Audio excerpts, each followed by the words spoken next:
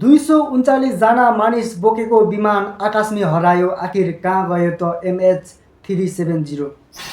Since flight MH370 disappeared from MH370, and I'd like to introduce. For Malaysia Airlines, MH370 is starting. Kuala Lumpur र मलेसियाबाट Beijing चीनका लागि उडेको एउटा अन्तर्राष्ट्रिय यात्री विमान थियो।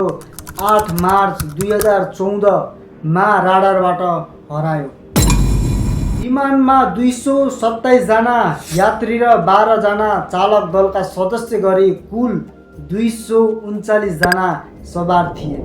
उडान इतिहासको सबैभन्दा ठुलो रहस्य मानिएको थियो। यस घटनाको ठोस कारण अहिलेसम्म पत्ता लाग्न सकेको छैन।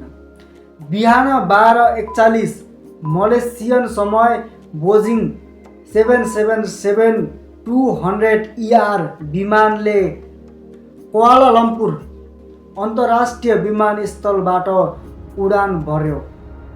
बिहान 1:19 बजे विमानका क्याप्टेनले मलेसियाको एउटा ट्राफिक कन्ट्रोल ATE सँग अन्तिम पटक कुरा गर्यो।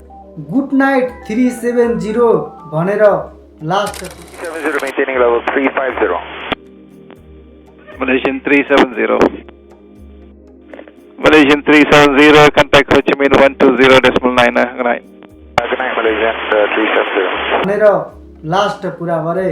त्यो बेलासम्म यो विमान दक्षिण चीन सागर माथि हुँदाको। बिहान 1:21 बजे विमानको ट्रान्सपोर्टर जसले ATC राडारलाई विमानको अवस्थिति पठाउँछ अचानक बन्द गरियो। विमान ATC को सेकेन्डरी राडारबाट गायब भयो।